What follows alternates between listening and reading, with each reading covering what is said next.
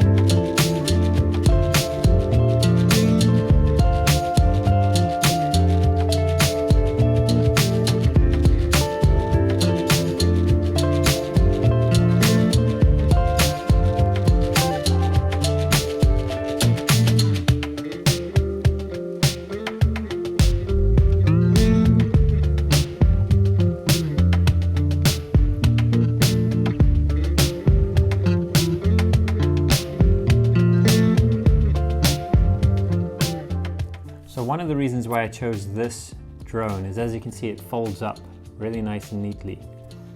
And I felt like that was a really good thing to have if you're going on adventures and stuff like that, because you have to carry this. It's quite light. You can currently buy one of these used on Amazon for about £700. I would probably suggest getting the Platinum edition. It has a slightly longer battery life. And I think it's better value for money. Although this is still a really good drone, so if you could get it secondhand and maybe save a few pounds or dollars, that I think would be a good thing. So I talked about it being folding out, so I'll show you what it's like. So you fold it out, which is really nice in terms of carrying it, but it's a bit of a faff when you got to unfold it to fly it every time. And you pack it away, you walk for a couple of minutes and you see another thing where you're like, oh, I could get some drone footage, and then you got to unfold it again. But I think the benefits still outweigh the negatives. So each one of these batteries gives you about 20 minutes.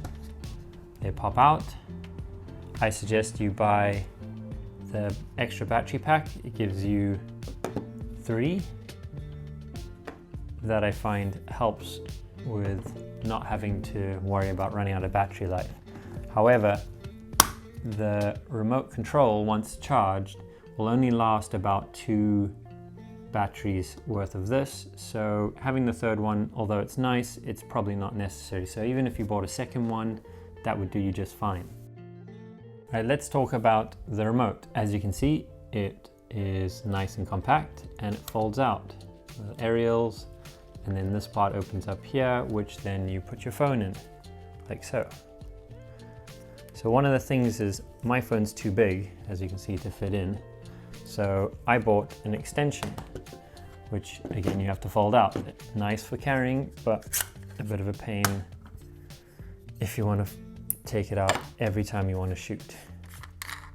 But I would recommend getting an attachment, because it really does help you connect to the drone better and, in my opinion, see the screen a bit more. But as you can see, it takes quite a bit of time to connect it all up, which can be a bit annoying. But now you can see the screen at a much more elevated rate, and I think that's much better. Things I like about the drone. The drone has some smart features like gesture mode, which allows you to send the drone up and then use your hands to gesture to take photos. It's useful. Active tracking is another feature that allows you to send the drone up and have it follow a subject. You tap on the screen to pick a subject, and then you can move around freely and the drone will follow. It's a very good feature, and it's a bit spooky and creepy if you use it, because the drone just like naturally follows you but it's a very good use of technology and shows how advanced this drone still is. Another feature that it has is a tap to fly, which is not something I've used before. It feels more like a gimmick, but you can tap on the screen and send it to a specific place, and that means that you don't have to fly it yourself. So that could be useful, just depends. For me, on the stuff I use it for, that's not very useful. Things I dislike about the drone. As you saw, the folding and unfolding procedure can be a bit annoying after a while. You get better at doing it, but sometimes I feel like it would be nice just to have a drone that you just pick up and send away. I found it to be quite temperamental. Sometimes the wind will blow it around quite a lot and will sometimes affect the video. The video will shake. I don't know if that's just a specific problem with my drone, but I have seen on the internet lots of people talk about how their video has been shaken or hindered by the wind. And unfortunately, being out in the wild, there's always wind, so it is a bit fragile.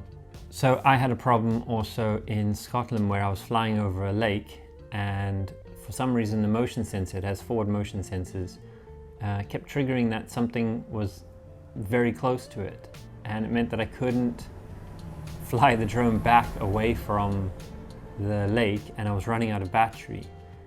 So that's another case of where sometimes the technology doesn't go so right, and I think they tried to pack too much technology into a drone. It was probably ahead of its time.